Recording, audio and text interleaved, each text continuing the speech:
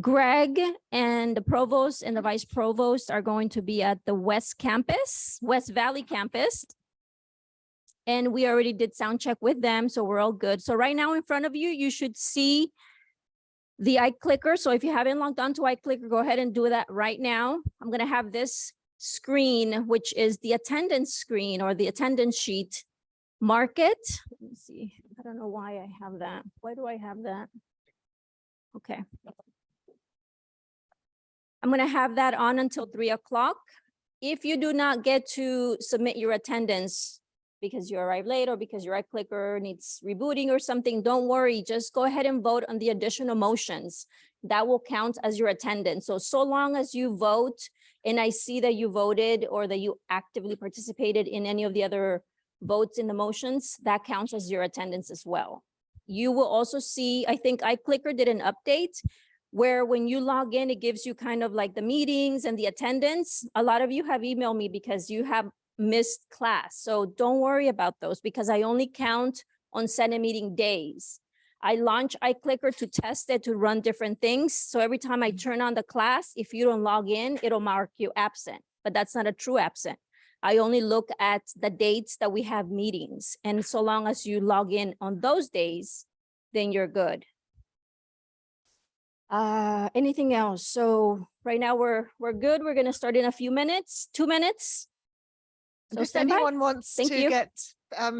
pick up some cookies to keep you going.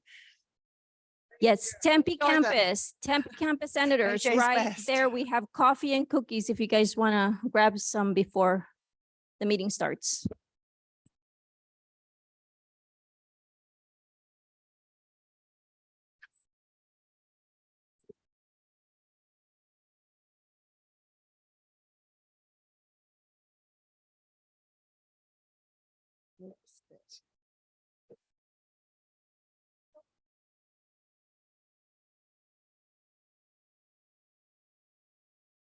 Well, and for the person standing here. So do we have anyone?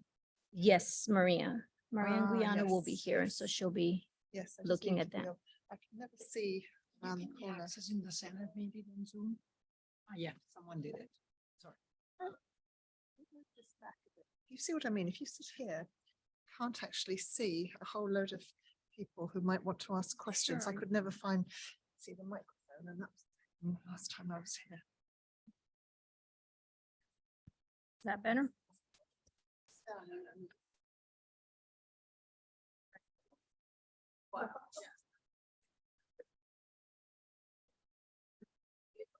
It's a bit That better. better? You can't see the ones there, which is where Maria is actually going to be sitting. Right, but then she'll be coming up here She to will, speak, yeah. yeah. Worth you to back or push it, decent. Otherwise, you. Yeah, I know. might- I can't see you sitting. Yeah, you can't see. Okay. Yeah. We'll take it for next.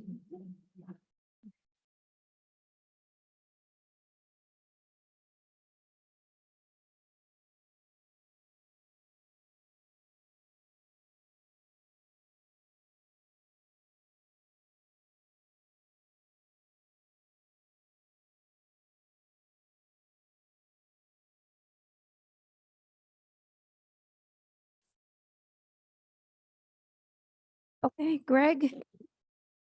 West Campus. We are Yes. ready when you are. That happened. Okay, great. I'd like to welcome everyone to our 6th Senate meeting of the year. I now call this meeting to order. Okay. And now we'll do our quorum calculation.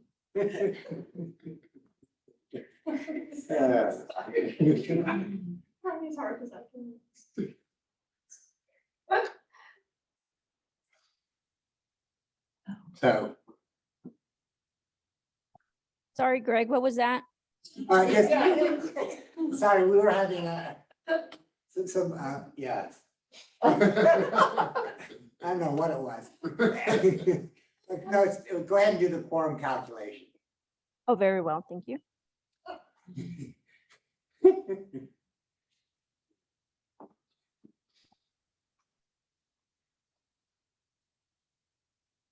Okay, everyone. So in front of you, you should have, this is the quorum for Senate meeting number 6.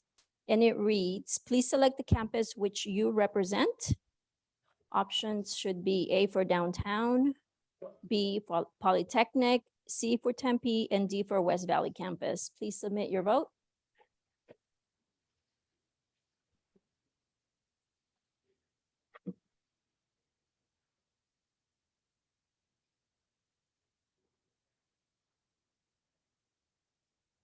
Okay, we're going to be ending the poll. Wait 1 sec.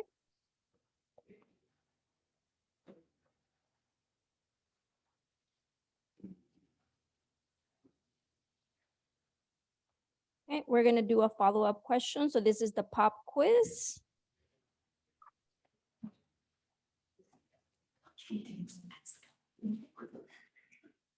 Okay, so the pop quiz comes from Greg, and it reads, the faculty at ASU includes how many members of the National Academy of Science? And you should have options that are A, 10, B, 23, C, 32, or D, 41.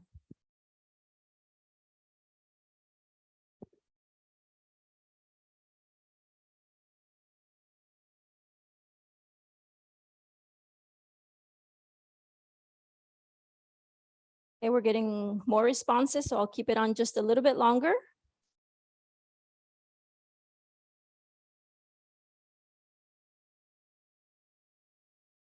Okay, we're going to end the poll. And the answer is B, 23. So 29% of you got it right. So Greg, we have quorum. Okay. For our Senate meeting number 5, held on January 29th, 2024, have been posted. Are there any corrections or additions to the minutes? Hearing none, the minutes are approved as posted. Now, for my report, this is UAC's chair's report. So we've been working to finalize the constitutional revisions which are on the agenda today for a first read. I'd like to draw attention to the issue of part-time faculty status that has come up in previous faculty meetings. As promised, this is resolved by defining academic assembly membership in terms of FTE 0.5 and above. Also, any member of the academic assembly not in an administrative position is eligible to hold a leadership position.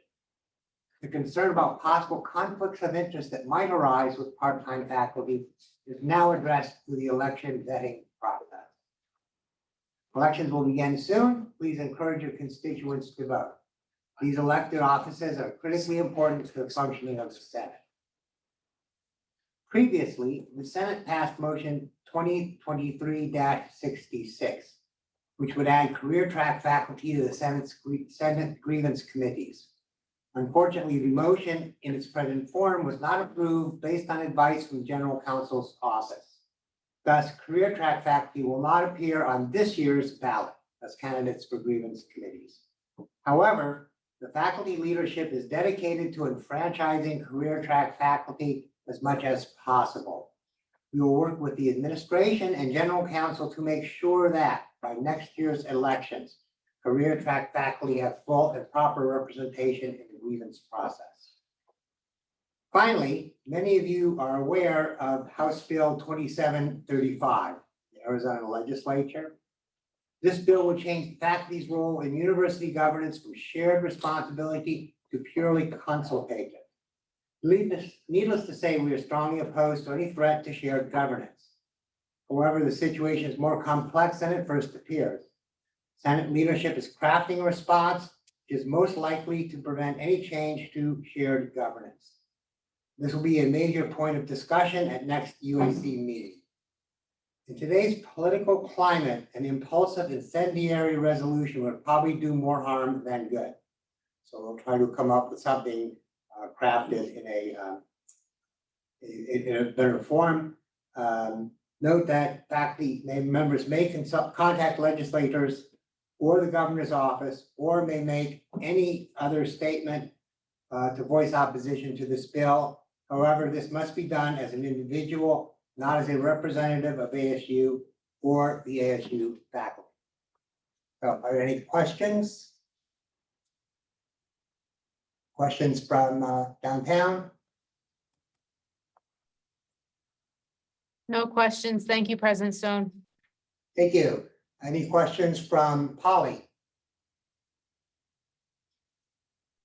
Polly. Any questions from Tempe? Yes, it looks like we've got a question. Okay, Hi, my name is Laurie Suff. I represent Barrett, the Honors College. I am just wondering what the justification for denying the motion that was overwhelmingly voted by the Senate to allow career track faculty to serve on the grievance committees that hear their cases and deny them having those cases heard by their peers. okay. Let me point out first that what we're doing is basically, there were just some issues in exact wording that, remember now that they will be represented next year going forward. All that happened was there was a delay in getting this to out for approval, and so we ran into this glitch. The career track are not going to be denied that opportunity. We fully support that. So the concern really was basically that there's some wording that were could be issues with a career track making decisions that were in some way relevant to tenure or tenure related issues. And so we just need to fix that language. I believe that the motion made an explicit exclusion of career track faculty from decisions that involved tenure and tenure track personnel. So I'm not sure what the problem was. Well, we plan to talk to general counsel to find out exactly what the issue was. So, I mean, I don't know, I just know what I've been told, but we will make sure whatever it was, it will be straightened out in the future, okay? Okay, thank you. Any questions from West? No? Okay, Greg, we Oh. have someone on Zoom, Senator Harp. okay, Hi, my name is Hillary Harp. I'm from Tempe Campus School of Art, and my question is about HB 2735 and if we are able to communicate to our faculty updates about that bill through our email, or if that would not be allowed through our ASU email to their ASU email. and so you want to take that? Yeah, good, that's a good question. I was gonna talk a little bit about this as well. And Patty Friedrich is here with us, and she's been kind of liaison to the OGC on this issue, trying to kind of figure out what it is faculty can and can't do in that role. So let me have Patty just review general guidelines and perhaps address that question as well. Okay, great. And I hope you can all hear me. Hello, everybody. So there are a few things that I want to remind you of, and you can absolutely speak as individuals and as citizens. And in that capacity, it is important that you always, as you start to either speak or write or to represent whatever view you're going to represent in social media, that you clarify that you're speaking on your own behalf, that that's not official university view, because neither one of us can do that, and especially not when a bill is still being examined and being voted on. It is considered political activity. And so as to your original question, it is best to use personal email for that. Again, not to mix those capacities and for it not to look as if it were political activity. ASU has designated lobbyists, and that is a profession with a license, and those folks can speak on behalf of the institution and can be the liaison and with governments and with political parties and when these activities are happening. And so they are the only ones that can do this work on behalf of the university. And a board policy also establishes who has authority to direct lobbyists. And we as individual faculty members don't have that authority. And so, as long as you are indicating, and some people are really good about that, even in public meetings, they arrive and say, I am so and such, I'm here speaking on my own behalf, and this is a view I would like to share. And that is, completely covered by our freedom of expression, academic freedom, and freedom of speech. If you have any further questions, I direct your attention to two documents. A board policy 1-102 is the lobbying policy that is encompassing of all of the universities. And then for us, ACD 205-01 has all the details about political activity and lobbying and what we can do and what we cannot do as faculty and as individuals. Yes, so. I think the question was specifically about using email to That's right. communicate information. That certainly seems appropriate Yes. within the reading of If 205. if it is communicating information, Right. it is fine. If it is lobbying or gathering support for a political cause or for a political standpoint, then that's best done through private email. Right, so you need a separate private, non-university email to Correct. be able to engage in that.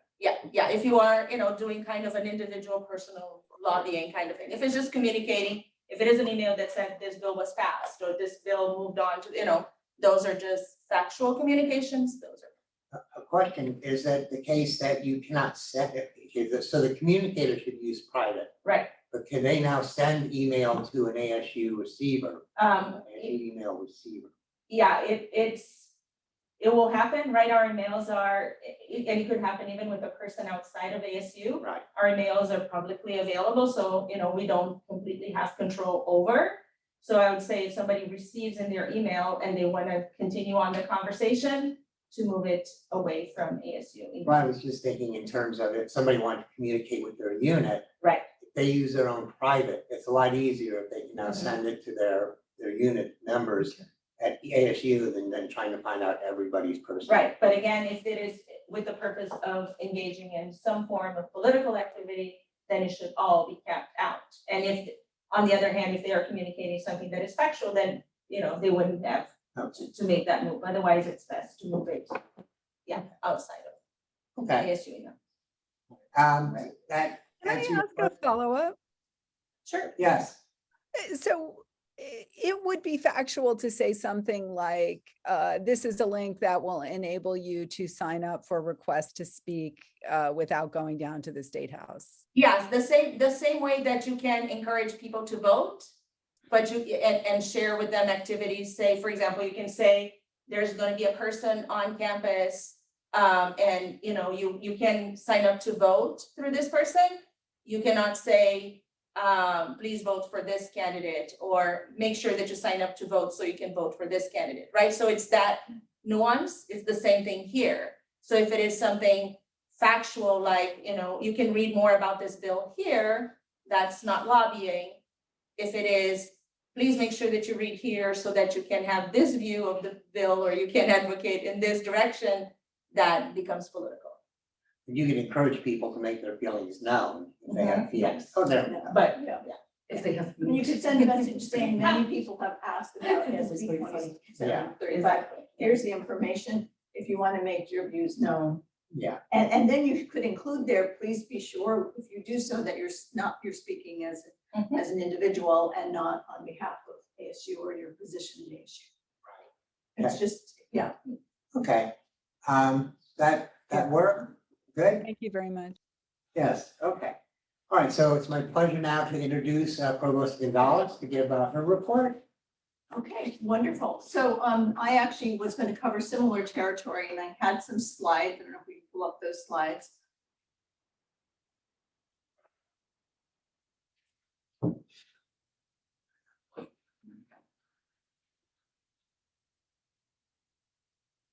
So I wanted to start by, let me start the slides, yeah. This one okay, or where do you want to start? Sure. Do you want to do it in slide mode? Yes.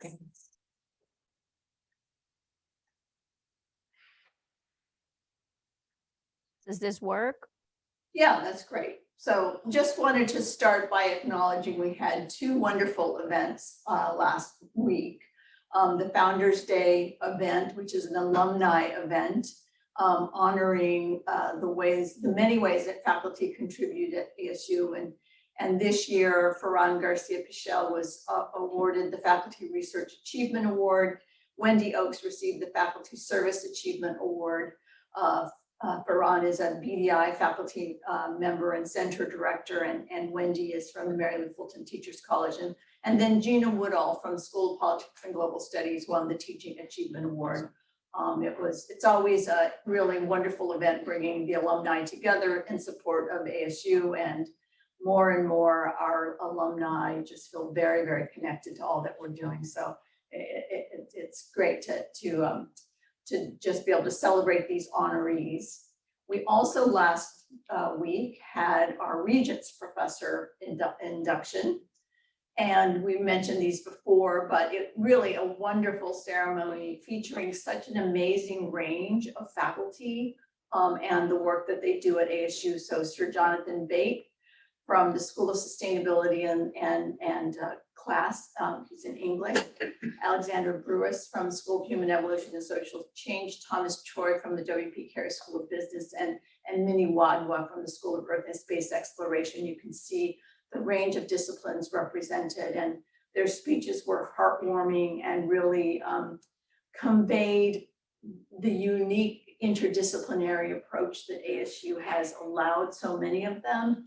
And they really spoke to the heart of the work that they're doing in powerful ways. So I just wanted to highlight them once again.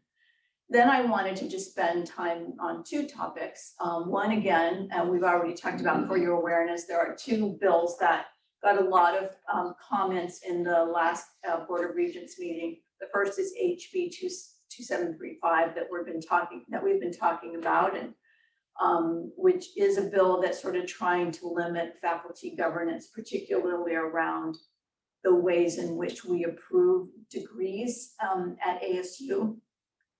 And the wording, by all means, speak out in ways that you want to about that bill. And I understand that the Senate will be putting something together as well. Our reading of the bill, I will say, we do think that there's, it's passed the House and there's a lot of bipartisan support for it. So it's not one of those bills, often we think there's no risk of this one passing. We don't know what the governor will do with this one. But in reading the letter of the bill, we do think that it won't actually have much of an impact on our process because it limits the president from delegating his authority to others in his role in approving courses. And actually, we don't operate that way. The Board of Regents continues to approve courses, so he's not delegating away from the Board of Regents.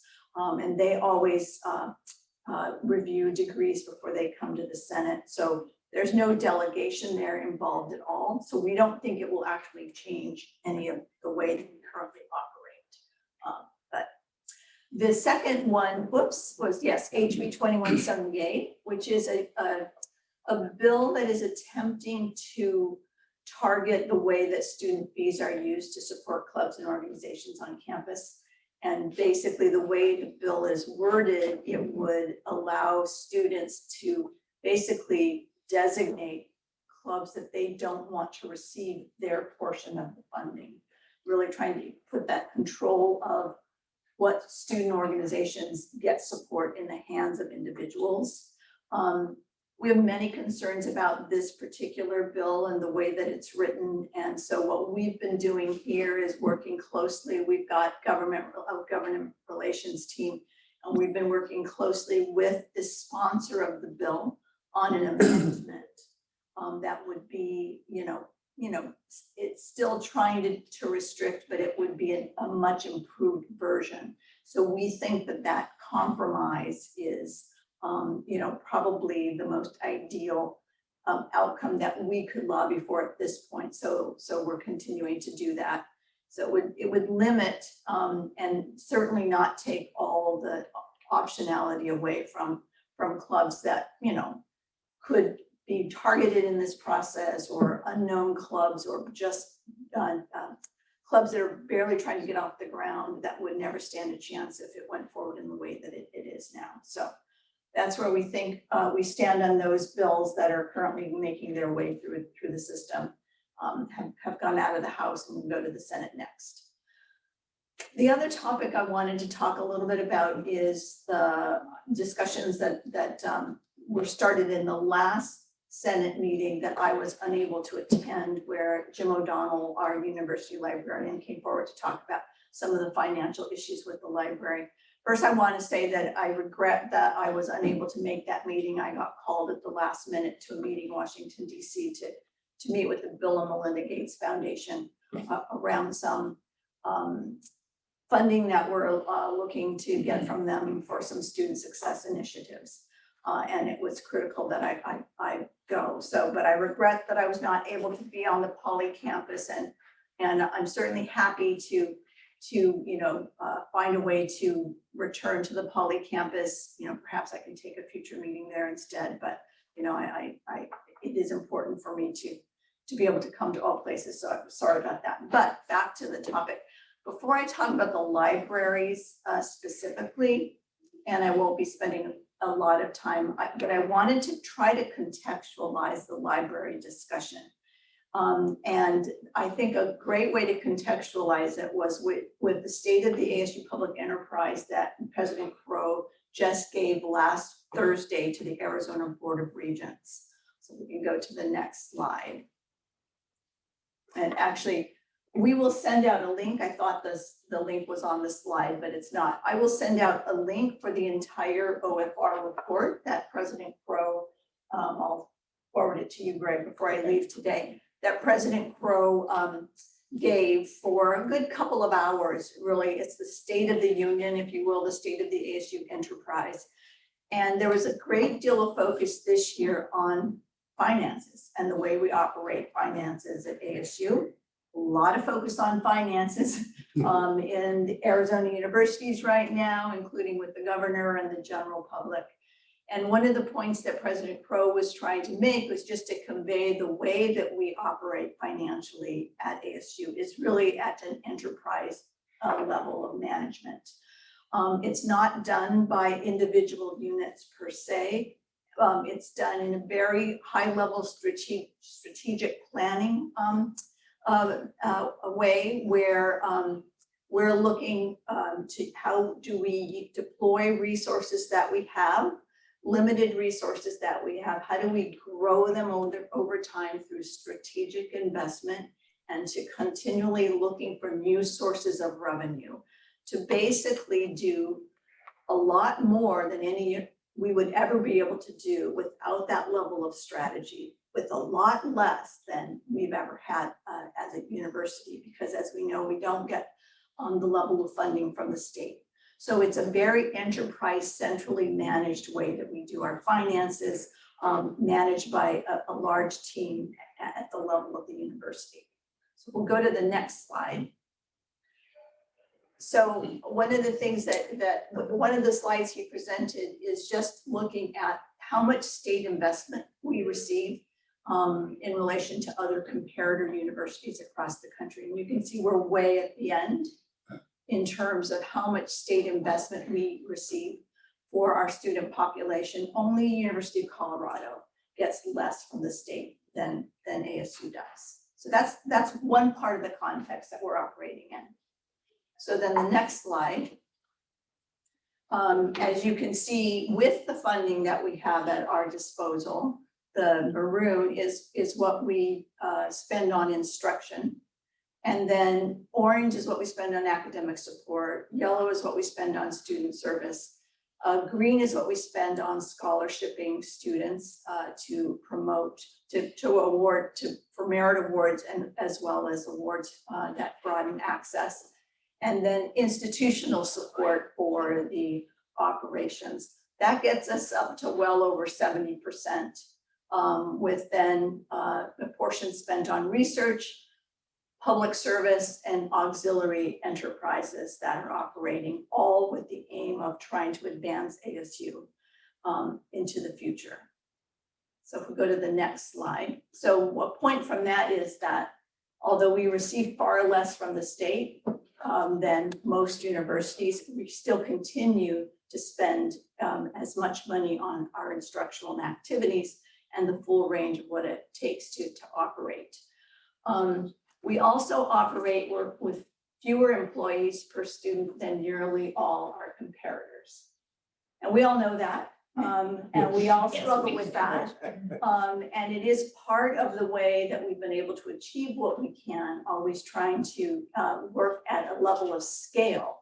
But it is a pressure point and something that we're always needing to work around in terms of how we manage finances. So next slide. So the other thing, and I could do slide after slide, is we're continually looking for ways to enhance our revenue position so that we can do more, because we know that if we just relied on the investments that were centrally provided by the state, we would still be the ASU of 20 years ago. And we're only where we are now because of this very strategic way that we invest and then look for a return on that investment going forward. And in terms of investments, if any of you are sitting in a new building or spend time in a new building, that was based on strategic investments. If any of you are teaching an online course, the way that online got set up and is maintained over time and continues to grow and has positioned us as the top university in the country for online enrollment, that was strategic investment. And so a lot of what we've been able to do and completely new programs that have been created have been built on this strategic investment. So along with trying to look for sources of revenue like philanthropy, the meeting that I was at last time with the Gates Foundation and many, many more, we're always looking for ways to improve our revenue resources. So looking for continued growth, for example, enrollment across our campuses, and some of the growth we're hoping to, you can stay there. Some of the growth that we're hoping to see on some of our other campuses.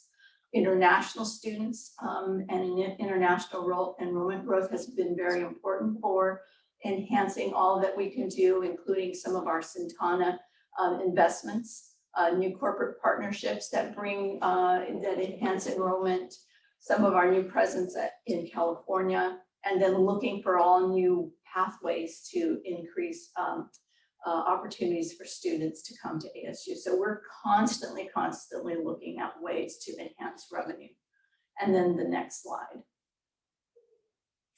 And all of this is managed by a team that we call Working Group Finance, which is trying to come up with the financial tactics and operation that will allow us to deal with all of the challenges that we face as we try to continue to move forward at a rapid pace and basically not find ourselves in a revenue position that some universities are finding themselves in lately, and U of A being the most recent painful example.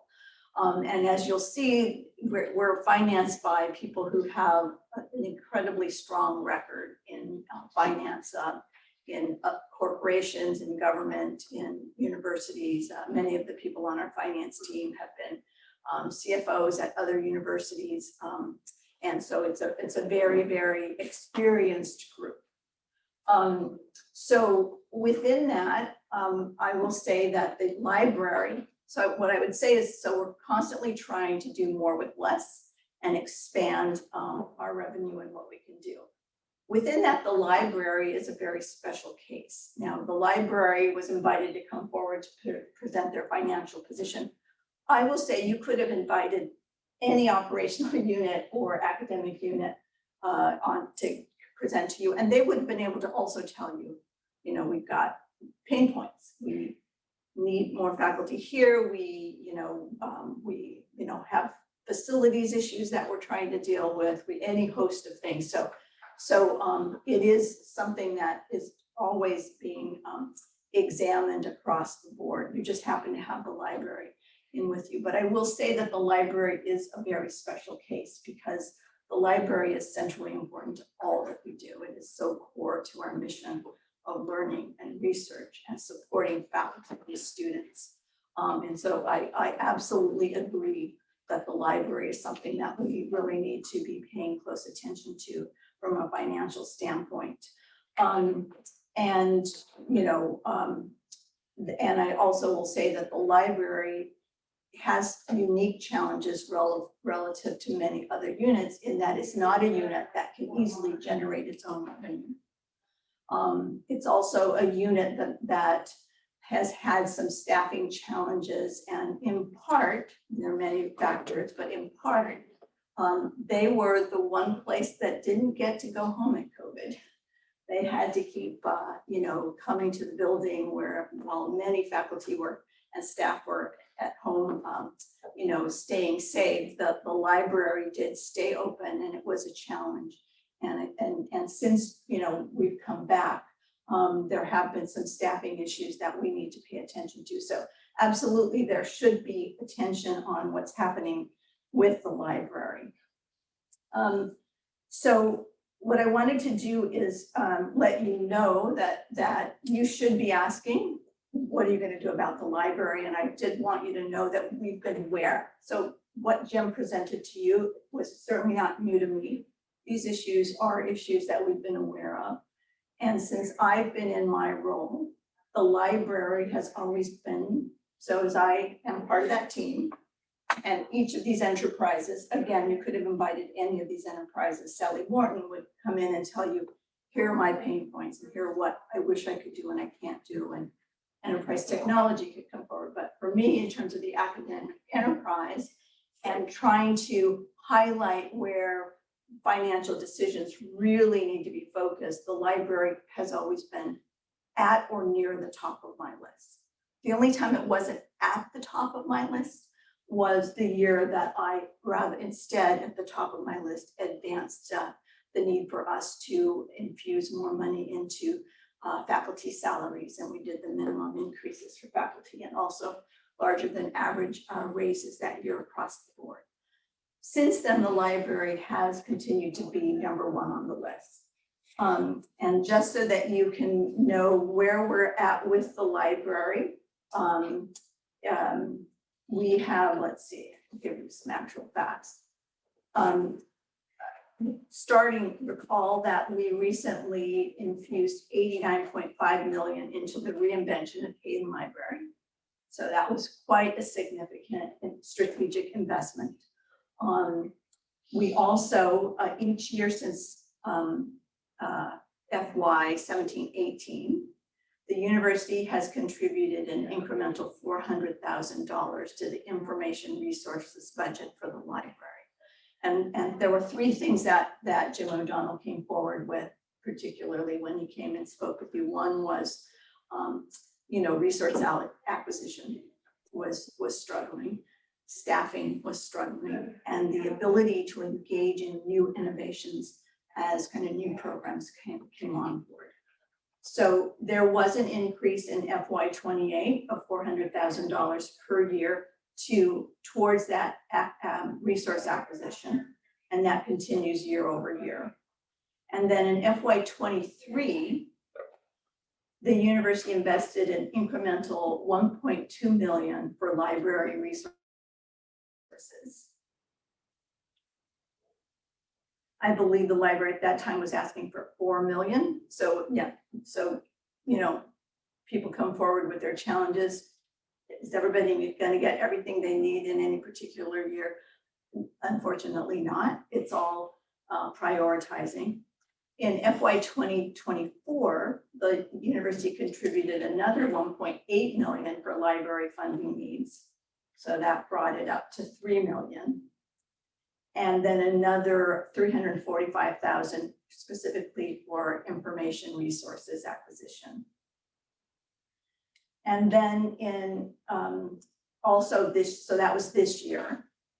And much of that was intended to try to take care of some of the staffing problems that you heard about. And in the last couple of years, there have been about 14 new staffing positions that have been advertised, some filled, not all of them filled.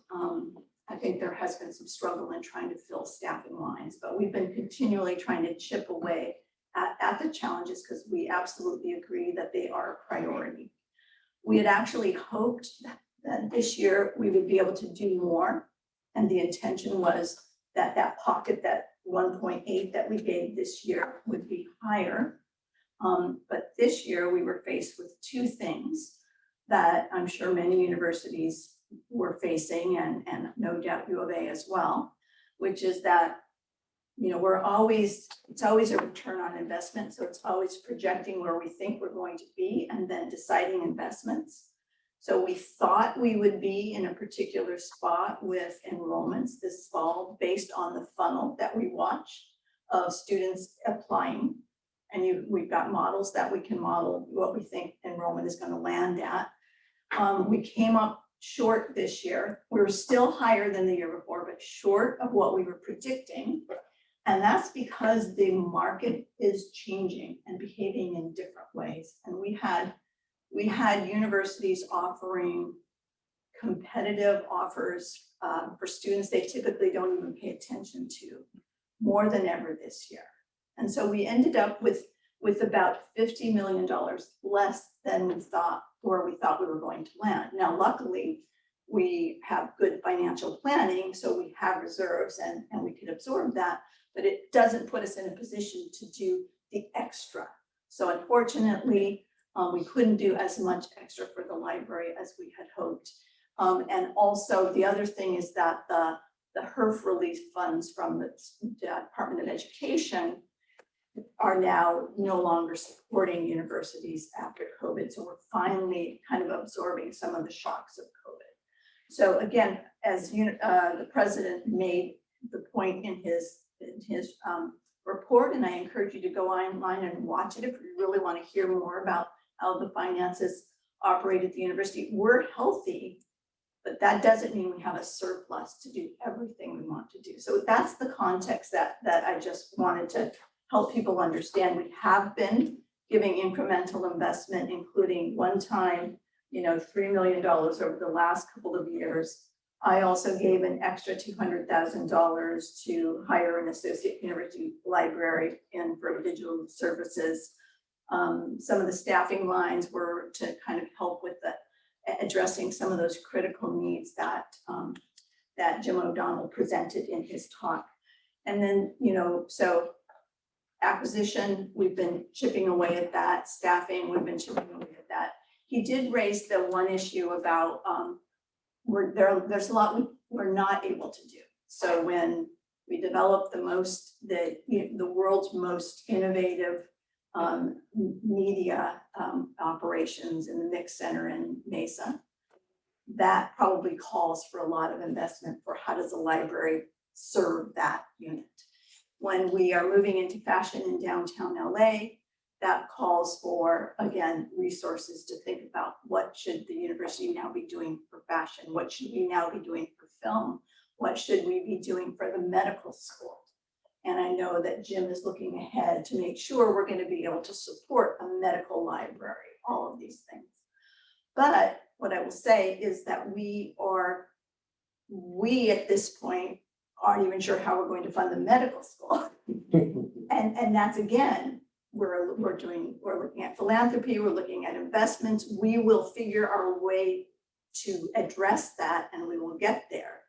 But certainly the library, we're not going to fund the library before we even launch the school and have the students. And similarly in Mix, we are waiting to fill that building with students in new degree programs. And it's still until the students in the new degree program start flooding in, and we actually think they will, we're not quite there to fund those investments. They will remain on the list and we will continue to do what we can for the library. So I just wanted you to know that we know about these challenges and we're really doing what we can to address them over time. And the library will remain high on my list year over year as we come forward to deal with this team in making financial decisions.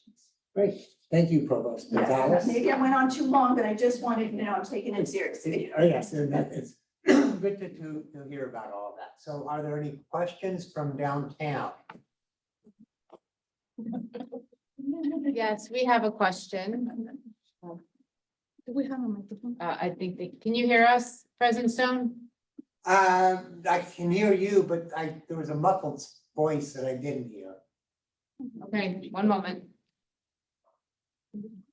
So look at me. You know, on button. I have a question for Dr. Nancy Gonzalez. We use generative AI. We have this ChatGPT now access to the university, but in the library, we don't have Web of Science, one of the primary sources if we do basic research. Isn't that funny?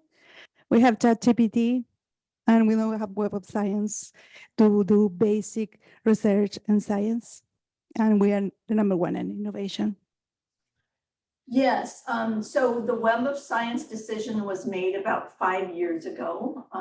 It was at the time when this incremental funding solution was brought forward, and there were decisions made about prioritizing. If we can't afford everything, what would we not afford?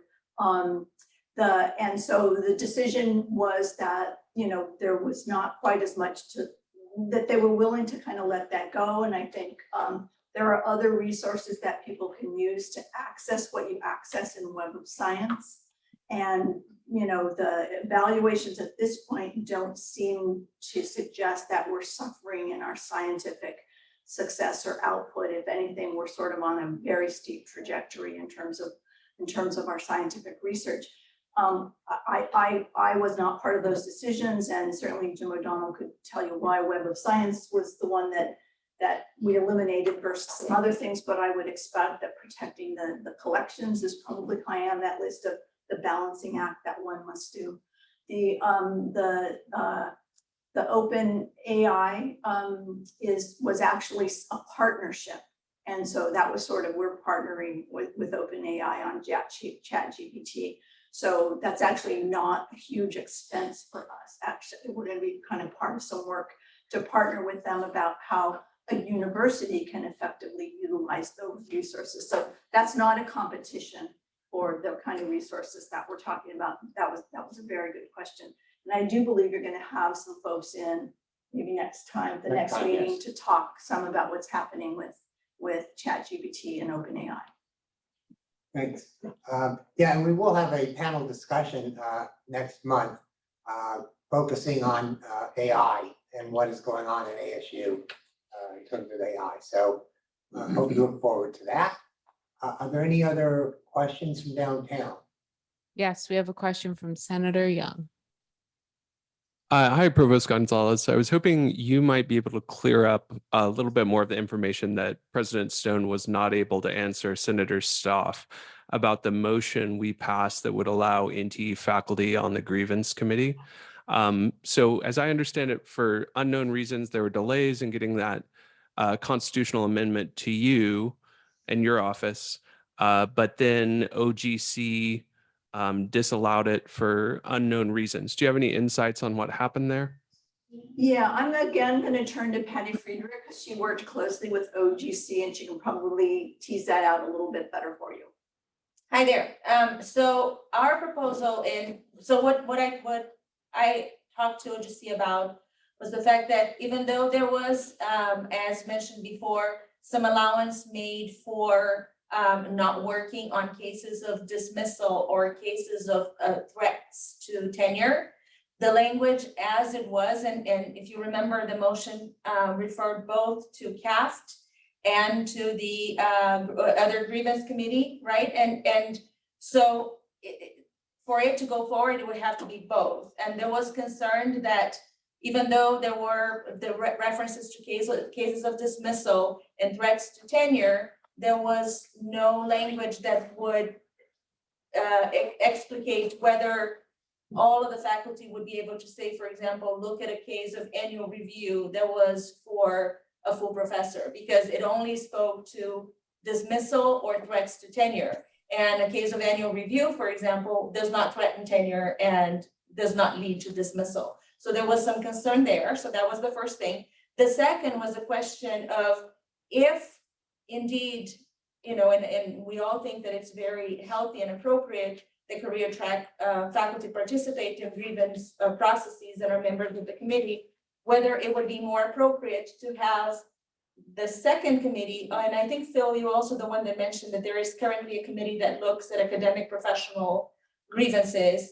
If we could reorg a little bit so that career track faculty wouldn't have to be recusing themselves from voting all of the time or taking positions that they would not be able to exercise a great deal of the time, because the great majority of the cases that should be directed to CAFT are cases involving academic freedom as it relates to tenure or tenure related cases. And so wouldn't it be better to have a committee that looks at the grievances, professional grievances of career track faculty in a context where everybody can vote all of the time?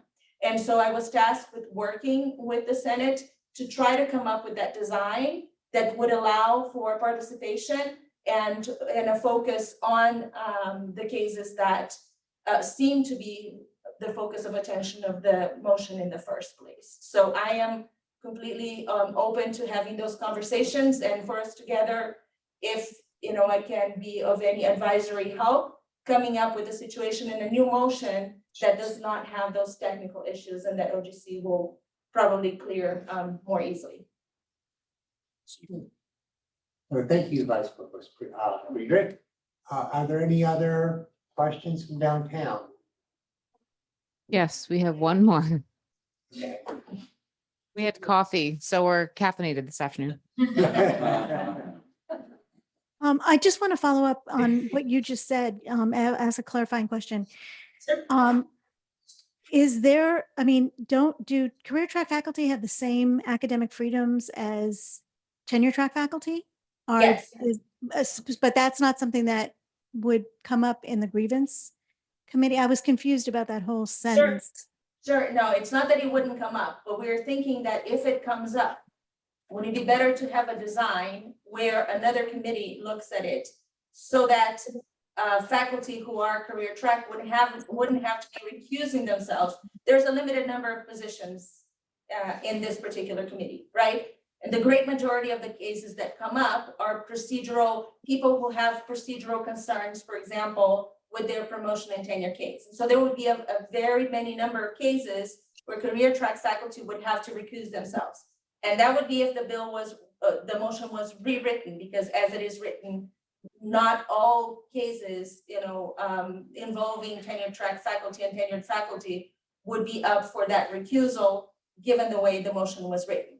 So the second question is, wouldn't it be better then to have a committee that looks at issues of academic freedom and career track faculty, so that career track faculty would not have to be recusing themselves all the time and would still have a say in issues that are of importance to them. So that was the context in which I said that. Not that there absolutely are cases of academic freedom relating to. Thank you career for the track. clarification. Yes. Yes, and I actually am pretty confident we'll be able to come up with a solution I that's agree. better than even what we had put forward Mhm, before, mhm. so much the better. Any questions from Polly?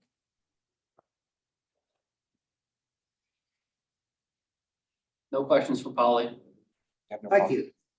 Are there any questions from Tempe? No, sorry, no questions. Okay, any questions here? Wes? No. Okay, online? Keep forgetting online. Any questions from online? Sorry, no questions online. Okay, fantastic. Well, thank you very much for your report. Thank you all. It's very informative. Yes, absolutely. I appreciate your time. Right, safely. No flat I tires. get a flat tire. Excellent. So move now to the shared governance part of our agenda. I'd like to begin with our Senator Spotlight for this month. Senator Spotlight is on Alex Young. And I would like to ask if Senator Young could introduce himself. Tell us a little bit about himself. This is my third year as a senator for Barrett Honors College. I'm a scholar of the culture and literature of the Western US and its transnational contexts. And yeah, have enjoyed serving on the Senate. Thank you. Well, we look forward to your continued service. All right, so now. What? I was looking for him and I couldn't see him. All right, so now we actually have, you may recall that we had a task force that was looking at things we could do to improve engagement and communication in Senate, between senators and their units. And our task force has a engagement report to present. And with that, I will turn it over to the three members of that task force, Scotty, Craig, Whitney Hanson, and Elisa Kawam.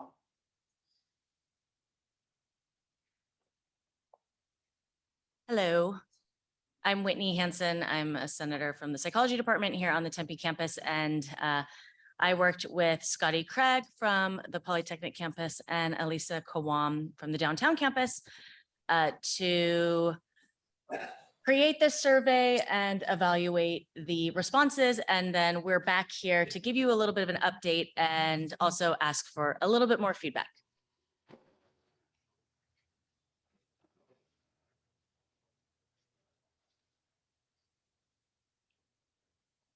There we go. Okay. All right. So just a reminder, back in August, maybe it was September, early September, we asked you all to give us some feedback about what is working and what the challenges are for shared governance, what the challenges are for you as senators, and then also for you as people who have to report out to your constituents. And we had 63 people respond, and we had representation from all of the campuses. The questions were about how we disseminate Senate-related information, including the opportunities that you're provided by your unit to address your constituents, and then what could be done to improve that communication process. And then the last couple questions were about increasing engagement, both with the faculty more broadly, and then of course within the Senate itself. So building community, both at a big level, the entire academic assembly, but then also within the Senate as well. So the takeaway messages, or the takeaways were two major ones. One, faculty are overwhelmed with the amount of information that we experience in all aspects of life, including in the Senate. And then major takeaway two was there was this desire for increased engagement and community building, both within the Senate and at a larger level. So a few things these are a few updates. So related to the first major takeaway, just being overwhelmed. So Phil Vandermeer has, since that meeting, he has gotten in the habit of creating some major bullet points for each Senate meeting.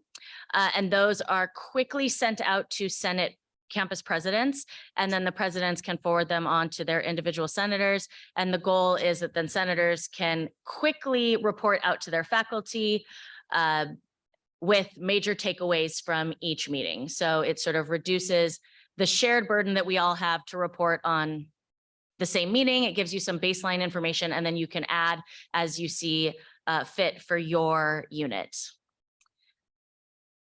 And related to the second takeaway, so we've started having social gatherings before the Senate meetings to try to promote engagement and discussion, help you meet other senators. We've tried to incorporate some interaction in the Senate meetings. So it's not just as much us listening the entire time, but also having some conversations. And we're going to do that again today. And then there's a plan for a Senate open house, which will be open to all faculty, right, Maria? A chance for them to come see the new space that we have for the Senate and hopefully increase engagement with our constituents, let them know a little bit more about the work that the Senate does and ask questions and how they can get involved.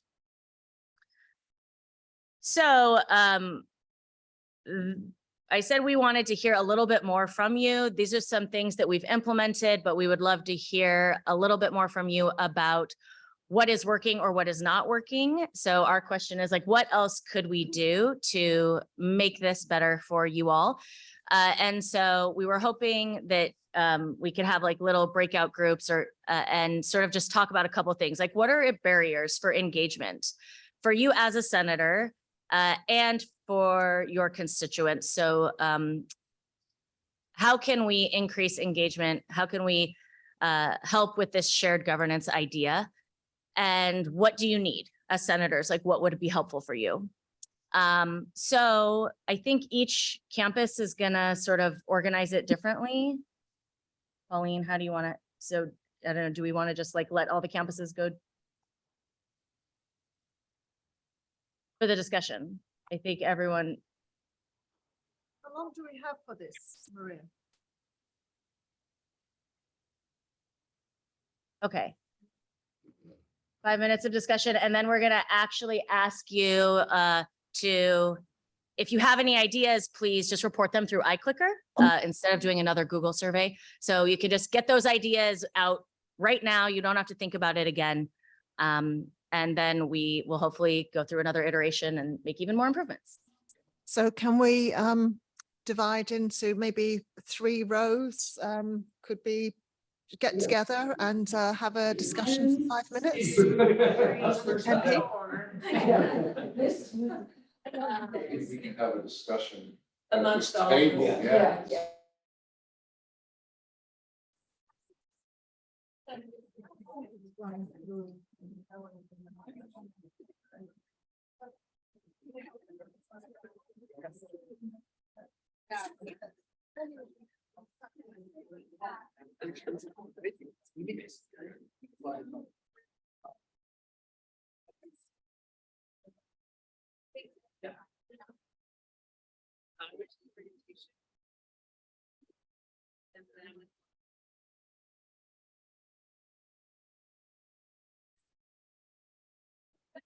Okay, everyone. So a couple of additional instructions. If you are on Zoom, go ahead and type in your feedback on the iClicker. So I just launched the iClicker and it reads, what additional support / resources would help you as you engage with the Senate?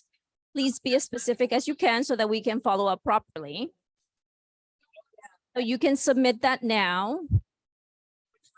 If you're on campus, you're already self-organized. Should we create a breakout room and just send them there? So that No, they I would feel just more- tell them that they can have a conversation. Zoom, they can mute each other Oh, in Zoom. what about us? Just mute. Okay, so additional instructions for Zoom attendees. If you are on Zoom, go ahead and unmute and talk to each other via Zoom. We'll go ahead and mute on our end so that we don't hear your discussion. But go ahead and unmute and speak to each other.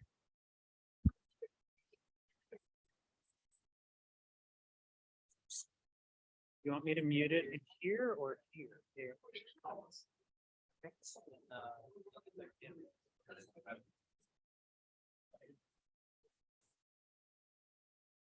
Do you want Zoom participants to still put on the clicker and submit it that way, or just this discussion? We know you are very small party, they've been financed, women have been threatened that they'll be dropped from their team or their club, in fact, that's happened. And so we've been collecting personal testimony from dozens and dozens of women and girls across 25 different sports, and that's what's in our report. And we're making the case that if you have a male or female candidate in your sport, you've done that for a reason, you know that sex. I don't think this is working too well.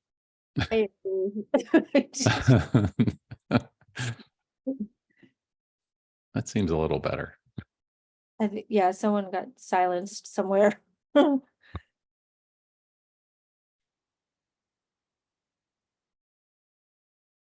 you all receive the bullets from the campus presidents?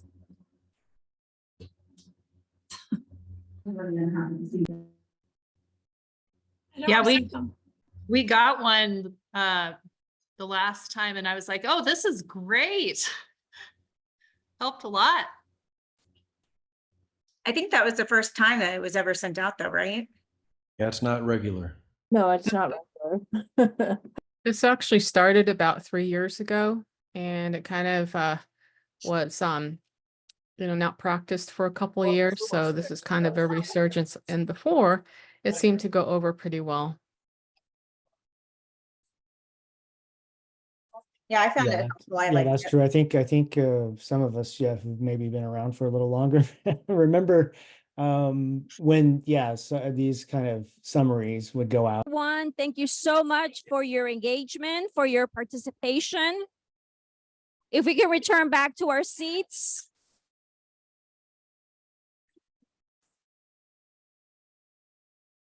Email it to me if you did not get to put your idea on iClicker because you were busy engaging, which is great, go ahead and email it to either Elisa, Whitney, or Scotty. Their email is on the screen. So again, I received 22 entries via the iClicker. So if you did not submit it, go ahead and email it either to me or to any of the emails on the board.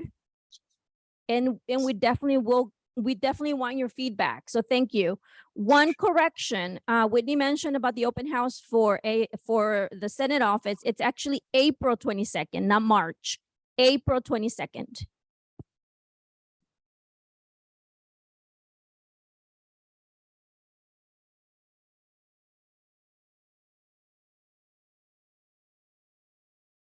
Okay, I want to make sure that the other campuses are back with us. Polytechnic, are you back with us?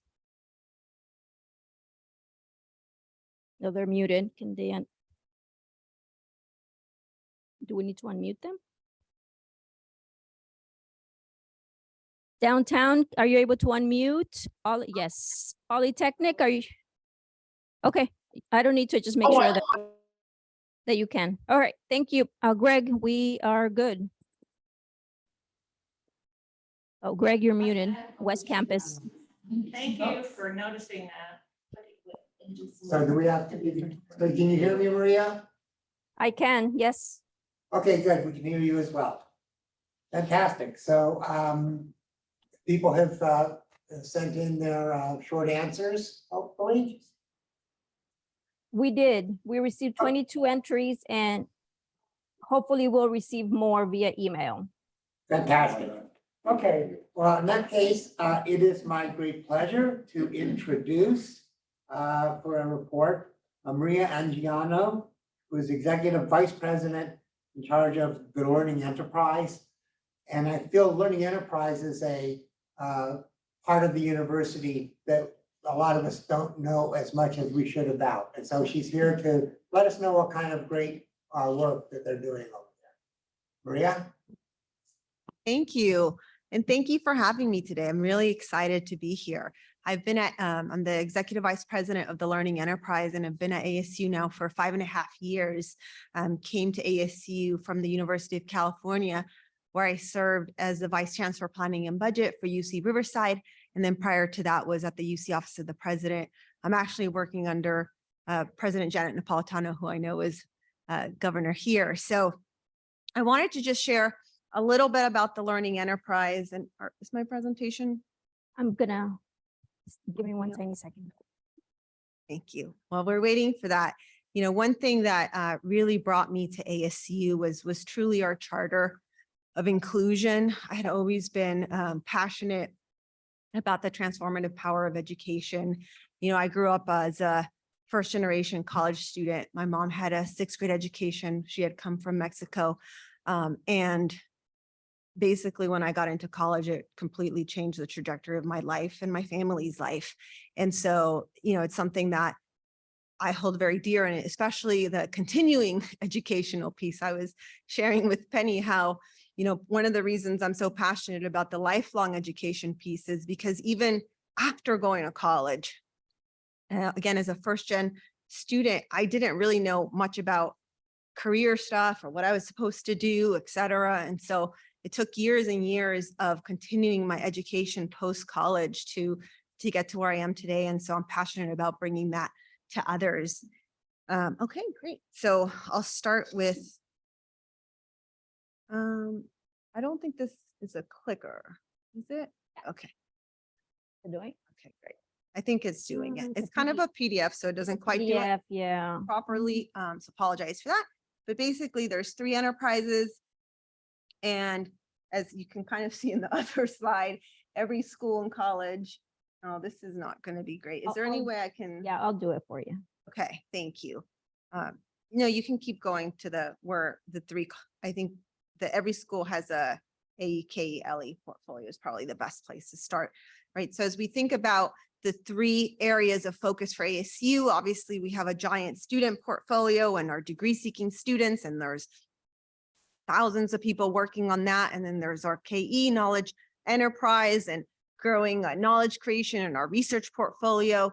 And then the learning enterprise, which is meant to really bring all of ASU's assets together. Frankly, work that's been going on at ASU for decades, right? Whether it's at Osher Lifelong Living or Ask a Biologist with Chuck that's been working on that since 1997. I mean, these things have been going on for a really long time in terms of our learner space, but 3.5 years ago, President Crow brought it together as a learning enterprise so we could invest a lot more resources in figuring out how to create more impact around amplifying our efforts and taking every asset that we have at ASU and getting it out to our community. And so if you can go to the next slide, our vision is really to expand universal access to opportunities for learners at every stage in life, right? From 0 to 120. And in fact, already we have learners in our early childhood development center that are 22 months. And our oldest learner is 96. Actually, they're on a pathway program to get a degree. It's really quite incredible. I mean, we do have learners from across the entire lifespan. And one of the reasons this is so important is, of course, because the rate of innovation, and if you can go to the next slide, please, is increasing so dramatically, right? So even when people do have a college education, ensuring that they're keeping up with what they need in the workforce is really critically important. So you can see here, I love talking about this, the fact that it took 46 years for electricity to make its way through 1/4 of the US population, and ChatGPT took less than a year, right? And so in terms of getting information out there from a research university that's creating the most cutting edge knowledge that there is, and helping everyone else come up to speed on what's happening is really an important function of a university, and something we wanted to spend a lot more energy and effort to make sure that is creating the impact for everyone in our community. And, I think the rate of acceleration is really occurring in every area, whether it's climate, culture, demographics, right? And luckily we're a comprehensive research university, so we touch all of these things. And so, the real vision is the next page, which is bending the curve of human adaptability.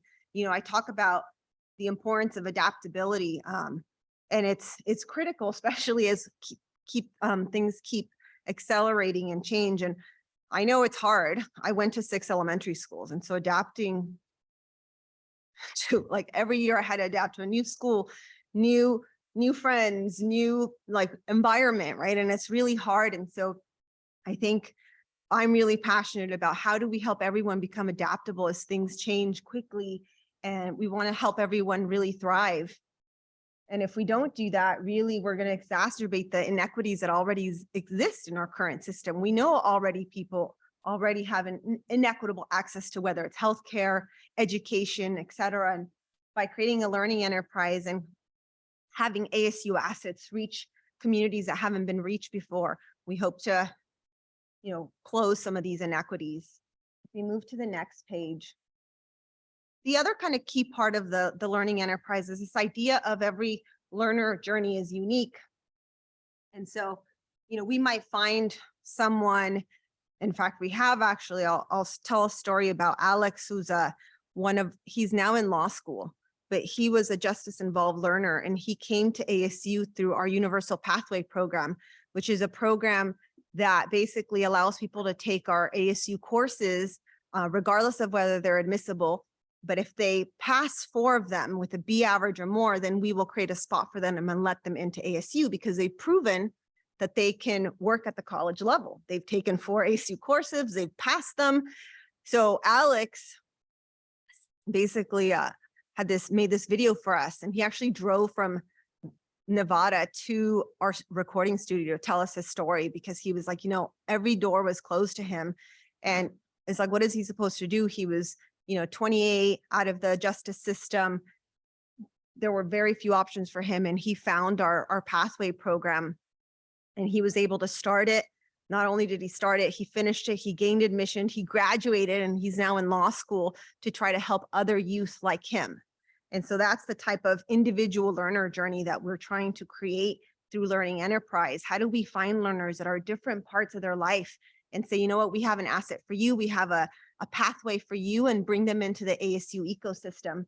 And so in this next page, I tell the story of Henry, that over time we'll be able to really serve a learner very seamlessly from early childhood all the way post-retirement, right? And you can imagine Henry, taking our early learning, early childhood development, assets that we have, his parents working with him, maybe he goes to Prep Digital or one of our prep schools, in the Phoenix area, and then maybe he needs a pathway, and we have one of those as well, and he graduates from ASU and is now looking for a job, and we have our Career Catalyst portfolio that can help him keep learning.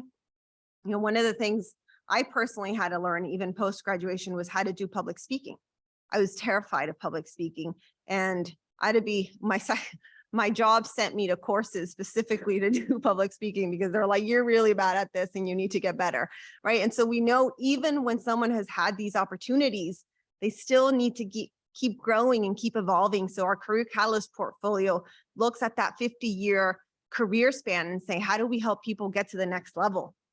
And then we have him finally, living in Mirabella throughout his life. And so one of the reasons that it's an integrated approach is because you can't provide this sort of seamless experience with someone if we had different, kind of like the traditional, let's say, extension schools, right? They wouldn't be seamlessly connected to all of your work, all of the different schools and colleges, all the different disciplines and that we have here. And so we're really bringing all the assets of ASU, of every school and college together to create the seamless experience for Henry. And if we do this well, and this is not possible yet, but you can imagine that they would have, Henry would have a lifelong, very personalized experience that's adaptable to his learning needs. And we're able to really reach planetary scale and transformation for every learner's life. And so that's a long-term vision. So what are we doing right now to help the learners? We have 5 areas that we're focused on creating. Oh, thank you. The first is our K-12. And so that represents a lot of the work we're doing with prep, lots of other things.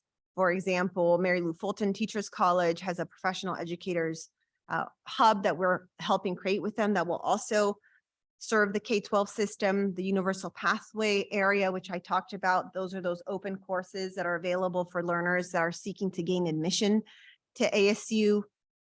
Then we have the career and professional learning that already has 200,000 learners taking courses in everything you can imagine, from project management to data science to emotional intelligence, and then personal, cultural, and civic learning. This one's a little smaller, but I'm really excited about the growth here because we have so much expertise and we can provide, I always think about it, people's obviously life isn't just career. If someone needs to, let's say someone died and they need to learn about grieving, we have experts for that, right? We can provide a course and resources for people in their personal lives as well. And as civic learning is a huge, priority right now. And so to the extent that we could get our curriculum out to, again, various audiences through a variety of organizations, I think that would be very beneficial for our democracy. And then finally, global learning connected, as the provost talked about, whether it's Santana or our centers of excellence through Thunderbird, and our other various connections with institutions and organizations across the globe, we can reach many, many learners and help them thrive in their life. And so I wanted to maybe just spend a little bit of time, and then I'll open it up for questions on like, how will we do this? And so if you go to the next page, an important part of what my team does, which is the central learning enterprise team, right? Every school and college has a learning enterprise team. Every unit that's serving learners is a learning enterprise team.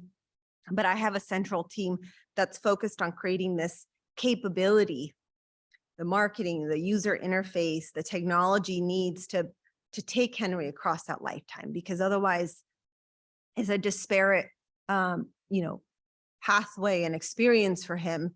And they may not be able to find things, right? We have a lot of stuff. And so being able to recommend to people one by one, oh, I see that you're in this stage in your life. Do you know we have the following 10 resources for you? That's the type of experience that we'll create over time. And the way the central team works, to the next page, please, is to really coordinate, amplify, and create new learner solutions, right? So coordinating is we have monthly meetings with every school and college. We have a learning enterprise liaison that works with the deans and the faculty and the different schools to talk about what are the areas of interest for each school and college around serving learners. And for everyone, it's a little different. Some people are really excited about the career space. Some schools are excited more about the pathway space. So not every school has to have the entire lifetime, right? Each school could specialize in a variety of, areas of Henry's life. The amplification is being able to go out to learners with one resource. We're one ASU, and say, look at all the resources we have for you and your family. And then finally, we know that there's gaps in our ability to serve learners. And so creating of new offerings is another area of focus. And so these are the 5, and I'll probably stop here because I know I've probably gone on for more than 10 minutes, but these are the 5 areas of capabilities that my team is building, which is the development and delivery of learning offerings. So working with faculty, we have instructional designers that work with our faculty across the different schools and colleges to create these types of non-credit courses or credit courses with the pathway programs, the marketing and enrollment management, right? Making it easy for people to enroll with one ID versus having one ID for, everything that they're trying to do with ASU. Partnership development. We just secured a partnership with Starbucks for all their non-degree programs. So they used to be just our partner for degree programs. Now they're our partner for all our career and professional development programs. So kind of solidifying those partnerships on behalf of ASU. The finances and reporting, not the sexiest, but an important component for our financial health. And then finally, fundraising and working with the foundation to raise money for these efforts, because as the Provost Gonzalez talked about, we don't get a lot of state funding. So finding resources to be able to grow this is really important. And so I wanted to show one little fun example of the work that the team has done in our Learning Sparks portfolio, because this is one that required hundreds of faculty to be involved to create these. Yeah, if you can view videos.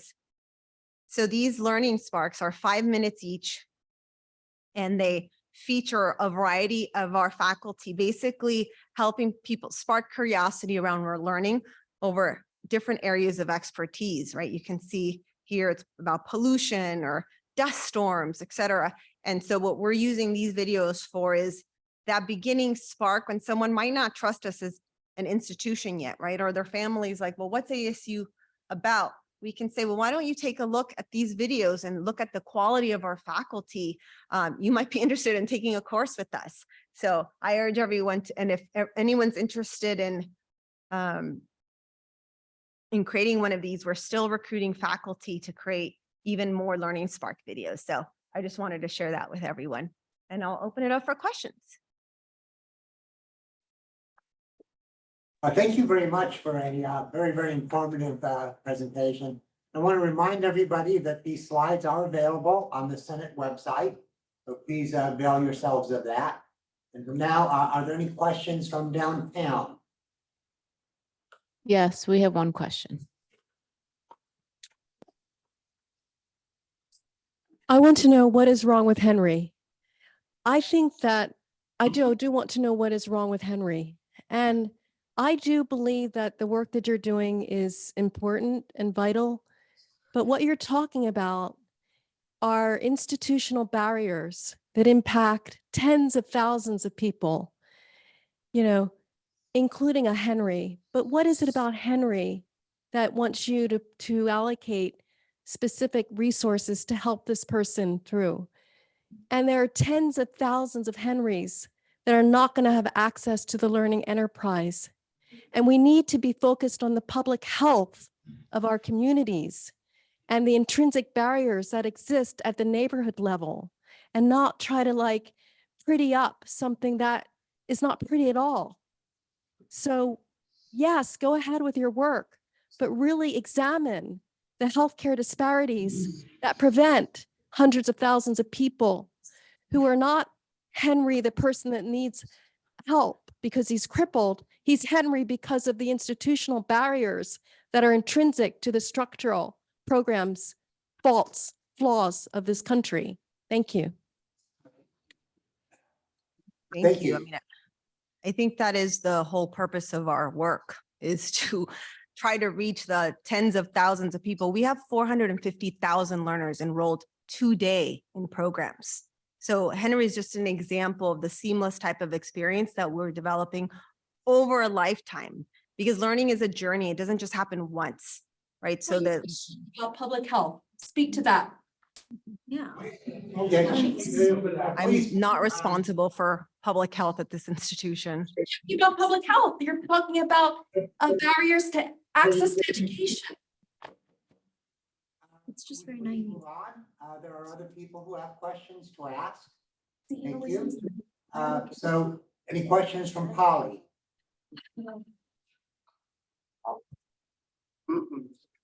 No questions from Polly, I don't think.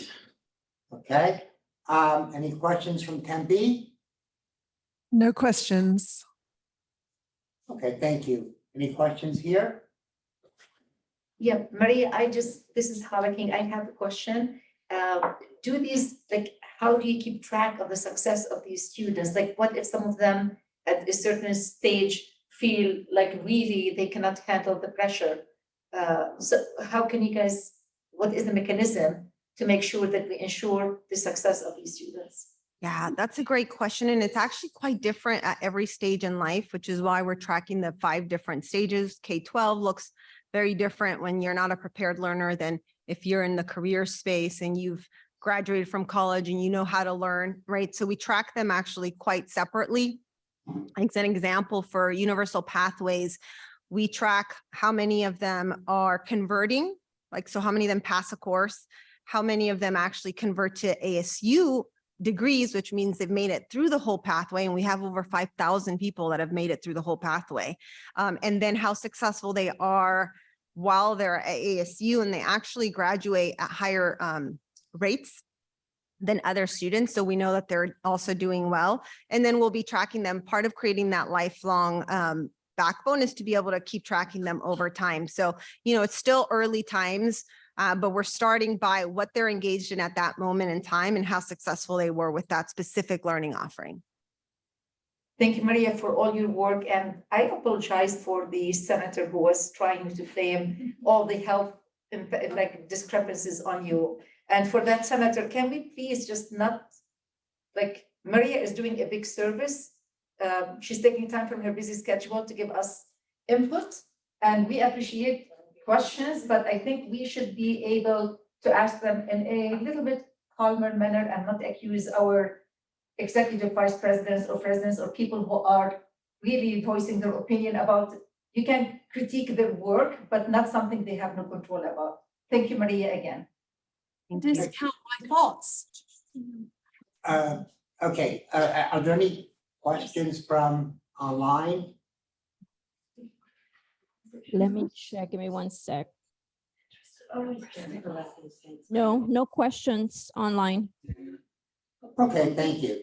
Thank you again, Maria. I found that very, very important. And we have an annual report that I don't know if it's shared with the whole Senate faculty, but you can see all the various, you know, dozens of efforts that we have across the ASU. Thank you so much.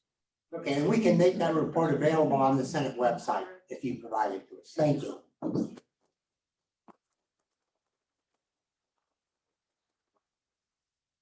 Okay, we now have a report from Penny Ann Dolan, who is the chair of the Arizona Faculty's Council on the recent ABOR meeting.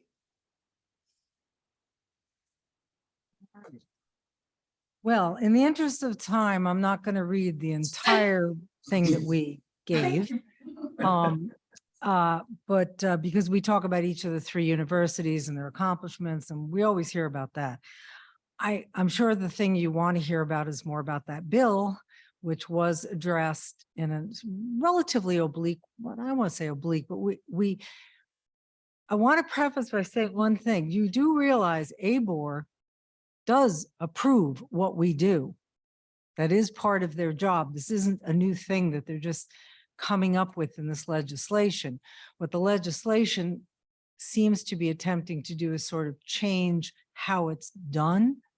And I will defer to what Provost Gonzalez said, that we really don't see any substantive change for us in that particular bill. But that being said, oh, maybe I don't need these. Well, okay, so I'm going to do this just short. So I'm going to start with freedom of speech, which is where we started. So freedom of speech remains an important topic for all universities. This year marks the 60th anniversary of the free speech movement that began among students at the University of California, Berkeley, and spread swiftly across the country.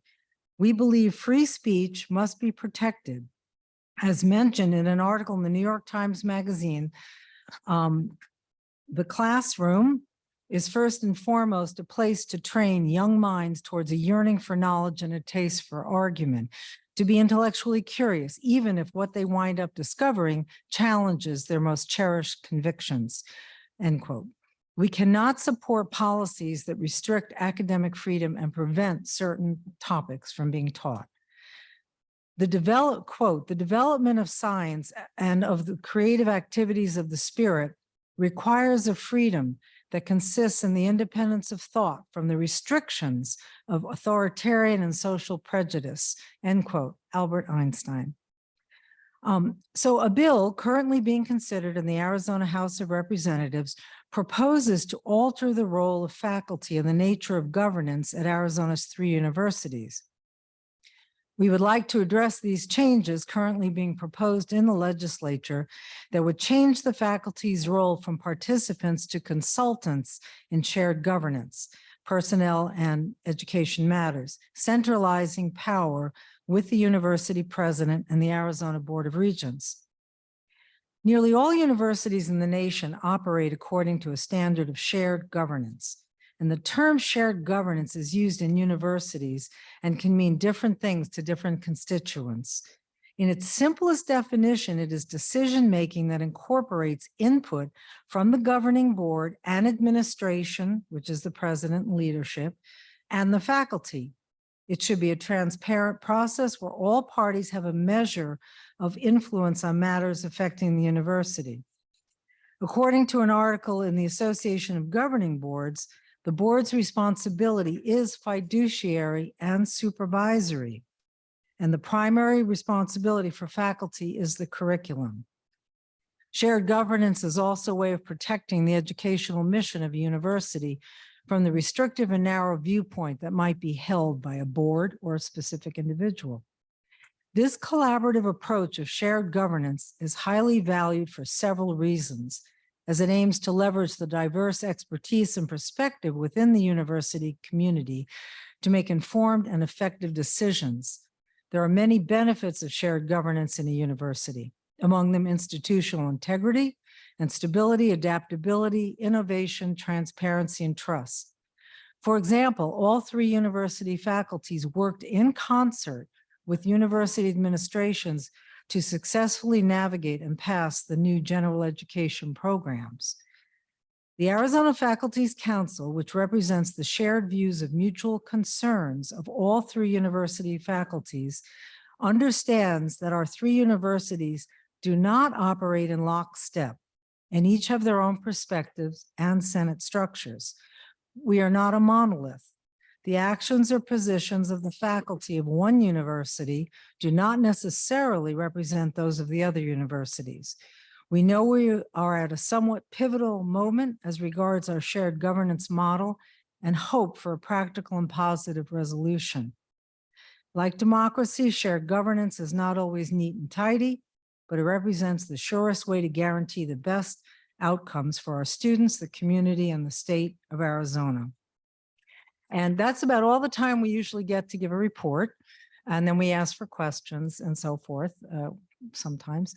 But I'm sure you are all aware of a lot of the stuff bubbling up with this resolution. And I'm sure you all read the papers or digitally. I don't know, I'm an old photojournalist, so I read papers still. And know that there are differences perhaps in approaches between the universities. That being said, we are still all part of the Arizona Faculty's Council, and we're hoping to move forward in a positive way. With that being said, NAU has already made a very forceful resolution that was passed by their Senate. You have the right to make a resolution within our Senate if you want to make a stance on how you feel about shared governance, just to be able to communicate that to leadership. So I know we don't have a whole lot of time, but I honestly don't think it's going to change very much for us. Okay, what we'll do, Penny, is if people have questions, for the sake of time, because we're running late. Yes. Ask anyone to please, if you have questions, to send them to Penny or myself, and we'll be happy to get you very thorough answers to your questions. Okay?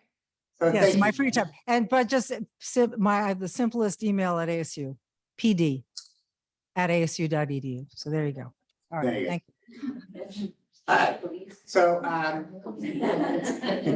moving to the committee reports, Whitney Hansen and Johanna Uri Glover have agreed to postpone their reports for the sake of saving us some time.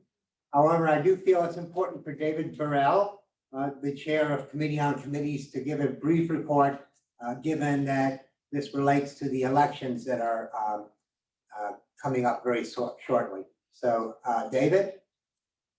Thank you. Do y'all have the slides ready to share that I sent in? Perfect. All right. So, hey, everybody, I'm the chair of Committee on Committees. I know you've heard from me before, but I just want to go through a brief update of where we've been and where we're going. Next slide, please. So the Committee on Committees has been in preparation for quite some time, actually, on the spring elections. We meet across the fall to coordinate and identify and receive nominations for candidates to stand for elections in the spring. It takes quite a bit of time, actually, to recruit candidates for every slot, and hopefully, whenever possible, recruit competitive races. We've always charged with filling nominees for campus president-elect of all the campuses. Generally speaking, there's usually an open vacancy or across campuses for CAFT and GGC, depending on the year, depending on the vacancies, and also academic professional grievance committee. This work goes through the late fall, winter break, and with a January final push for recruiting nominees. Next slide, please. So one of the big points of emphasis this year has been finding candidates for APGC. APGC had some lingering vacancies from last year, and I'm pleased to report that we do have 5 candidates for the 5 vacancies. We originally had 6, but 1 had to withdraw.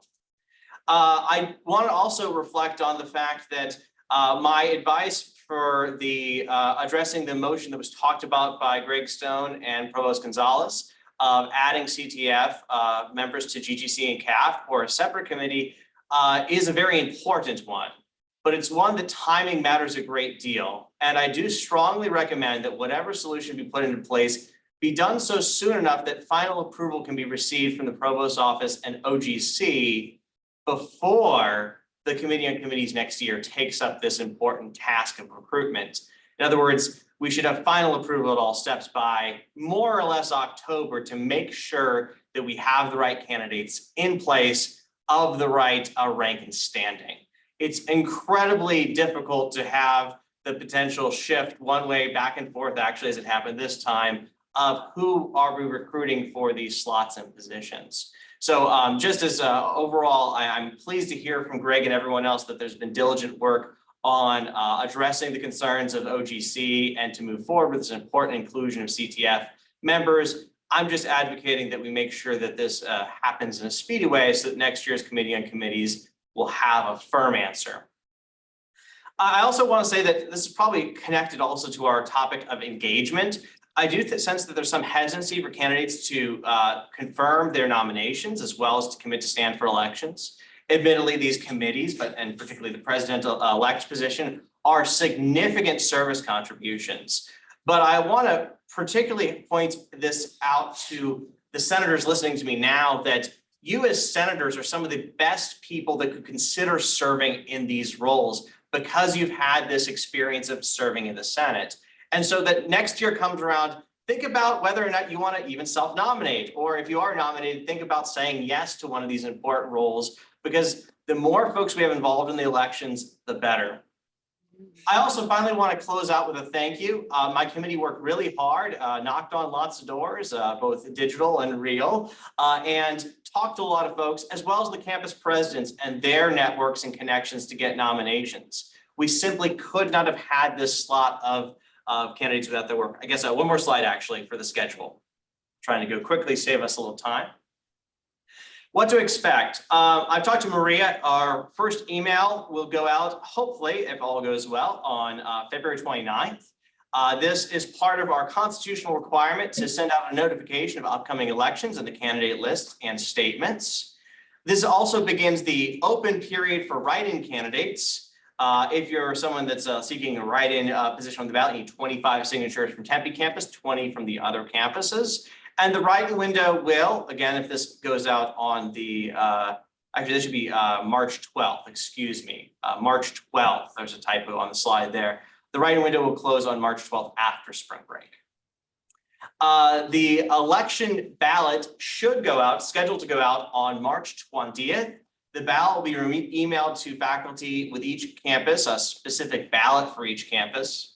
I'll also mention that if next year we have differences between career track and tenure track voting on certain committees, we may also need special consideration for whether or not who's voting for what positions, if there's distinctions made between career track and tenure track for grievance committees. That's not an issue this year. Also, it's important that once you see that email go out at the end of March, please don't just fill it out yourself, but also reach out within your academic units to get other folks to fill it out. It's one of those things that a little reminder will help. In fact, we plan next time at our next meeting, assuming again all goes well and smoothly, I'll be giving you one more message, a get out the vote reminder to go ahead and make sure we spend the time and get as high participation as possible here for the elections. Okay, so that's what to expect. That's a bit of a roadmap. That's again, what our plans are. And so are there any questions on this? Actually, for the sake of time, what we'll do is take any questions that someone might have as emails either to David or myself. And let me also just mention that Vice Provost Friedrich assured me that there's no foreseeable reason that we should not have the grievance issue resolved in time by October. Yeah. Yes. Thank you. I appreciate it, Greg. Okay, great. Thank you very much. So we move on now to unfinished business. We have no unfinished business, so we will move on to new business, beginning with first reads. First reads are to prepare you for motions we will be acting on in our next meeting. Please take time to review these important motions that will be coming up in our next Senate meeting. As a reminder, these items are for informational purposes only, although senators may seek clarifications. Full discussion or actions on these motions is reserved for our next meeting. We'll begin with first reads from CAPC Chair Claudia Fedowski-Smith. Claudia? Hi, thank you, President Stone, and hi, everybody. CAPC will be meeting on March 21 to discuss and vote on 4 motions related to degrees and certificates. And as you know, these will return to the Senate in your next meeting for further discussion and vote. And if you have questions or concerns, please contact me or President Stone before that meeting. In the interest of time, if that's okay with everybody, I would just kind of like to summarize those 4 motions. because we have another 21 to go through for a second. Okay, so they're basically, there are 4 motions. 2 are from the Harburger Institute for Design and the Arts. 1 is from the College of Integrative Sciences and the Arts, and Ira Fulton Schools of Engineering. That's a combined motion. And the last one, which I would like to draw your attention to, is actually from the Graduate College for the establishment of a graduate degree, MAS, or Masters of Advanced Study, which will allow students to earn a master's degree by enrolling in 2 ASU graduate credentialed certificates. Thank you. Thank you, Claudia. If you have any questions or comments related to these upcoming motions that you believe should be addressed before or during the CAPC meeting, please contact me or CAPC Chair Claudia Sadowski-Smith before the next CAPC meeting. Next, we have additional first reads related to four-year review of the Senate Constitution and bylaws. Phil, you. Yes, hi, everyone. I don't know how fast I can do this, but I'll do it as fast as I can. The Constitution requires that every 4 years, we review the document and see if there ought to be any changes. So a task force has done so, recommended changes to the UAC, which passing on, and those are in front of you now. Let me just clarify how we're going to handle this next time. There are 2 types of amendments. The first is perfecting, basically it's grammar, clarification, word change, things like that. All it requires for either the Constitution or the bylaws is a majority vote. Then there are substantive amendments, and those involve changes of varying degrees. And the changes to the Constitution require both a majority of the Senate and approval by the faculty at large. Substantive changes to the bylaws require only the Senate approval, but that's a 2/3 majority. So the motions, so that we don't spend 3 meetings actually voting on all of this, the motions are coming to you in 4 groups. Perfecting amendments to the Constitution, substantive amendments to the Constitution, perfecting to the bylaws, substantive to the bylaws. And you can see that is how the motion 66 to 69 are organized. There's a description of those on the motion, and then if you click on the PDF, you can see an Excel sheet which explains those in more detail. And I think I just ran out of time. So again, what I'd ask is if you have any questions on this, send emails to me, to the Senate office, Greg Stone, maybe the provost too, I don't know. But if you have questions, please let us know. Yeah, and please do contact us. I mean, we really do want feedback and questions. I hope you understand why we're moving quickly here, but it is certainly not to prevent hearing your ideas. And very often these questions and observations can really make proposals better in some cases. That said, we will begin our second reads with new course proposals that were distributed via email on February 13th, 2024. These course proposals will be handled in gross, meeting as a whole with one vote. Before we vote, does anyone wish to remove any of the new course proposals from the list for discussion? Hearing none, we will vote on these courses.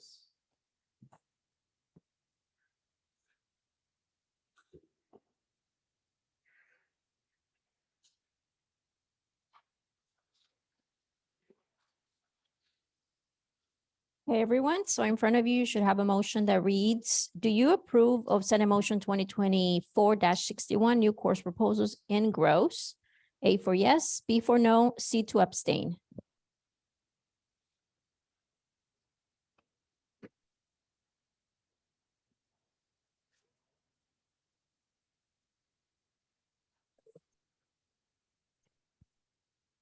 Okay, couple of more seconds.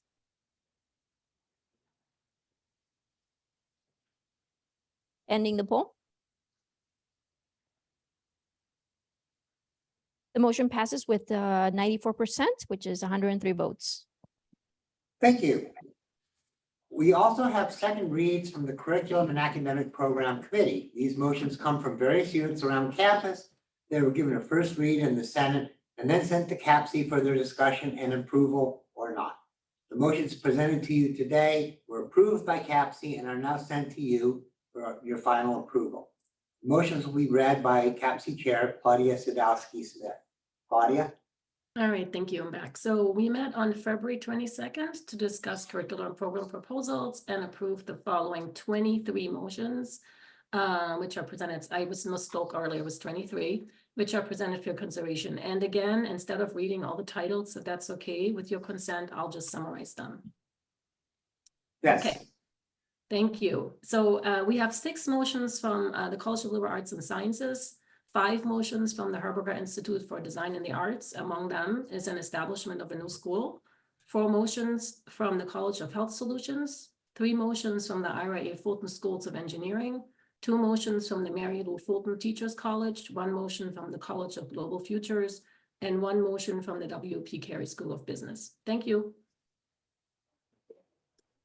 Thank you, I spilled my coffee. All right.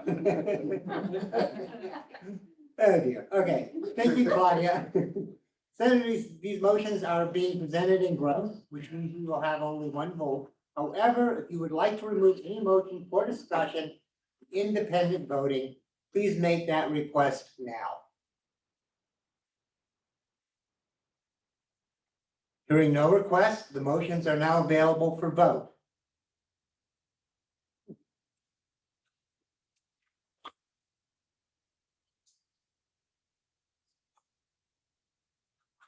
Okay, so this is the CAPC motions in gross. Do you approve Yes. with the CAPC motions in gross as it appears or as they were read on the agenda on February 26, 2024?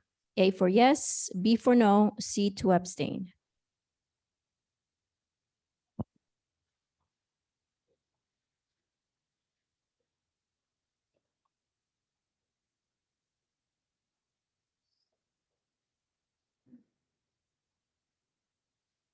Couple more seconds. We are ending the poll. Motion passes with 94%, which is 104 votes. Fantastic, thank you very much. So our official business is concluded. So we actually have time here for any open forum discussion, if anyone would like to take advantage of that. Do we have any discussions or coming from downtown? I think the caffeine's wearing off. I don't think there's anything. Yeah. No, thank you. All right, great, thank you. Polly? Nothing for Polly. Okay, Tempe? Yes, I think we've got one. Whitney? Just wanted to put out a request. My committee is starting an RFC about Sintana, and next month, someone from the provost office is going to come and speak about Sintana. But if you have questions or concerns, please email me and I will let her know sort of the issues and concerns that we have so she can address them in her presentation. So whitney.hansen@asu.edu. Thanks. Well, thank you, Whitney. Yes, that is very important. I'm glad we didn't end up missing it for time, but yes, please do. This is a very important issue. And the provost office is very, very open to listening to comments, feedback, any kind of concerns on your part. So please get those to Whitney and we'll make sure that they get to the provost. Okay? And Greg, I have a question. This is for David Burrell. Okay. So I've been asked that if David could clarify whether members of faculty who are not senators are eligible to serve on some of the committees. David? Oh, okay, thank you. Thanks for the question. It's a good clarifying one. Yes, all faculty, members of the Academic Assembly are eligible to serve assuming they have whatever the criteria are for serving the Grievance Committee as their rank. But yes, no, I'm just recommending that senators consider serving, not that senators have to serve. Because those senators often have some experience with our shared governance. Thank you. Yes, and in terms of the Senate standing committees, we actually have a problem that there are not enough places in the committees really for all the people who would like to serve. And so really the standing committees are be staffed by senators, but as David pointed out, the grievance committees are a different beast altogether.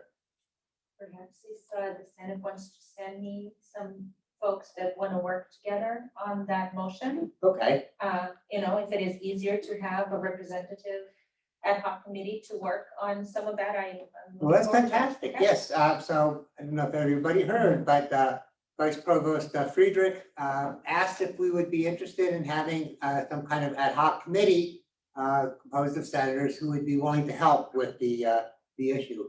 So we will definitely look into that at the UAC and get back to people. But thank you very much. Excellent idea. Okay, any questions, comments, et cetera, from online? No, nothing from online. Wes? Yeah. Wes? Nope. Thanks. Okay, well, it looks like we made it on time. Thank you very much. The meeting is adjourned.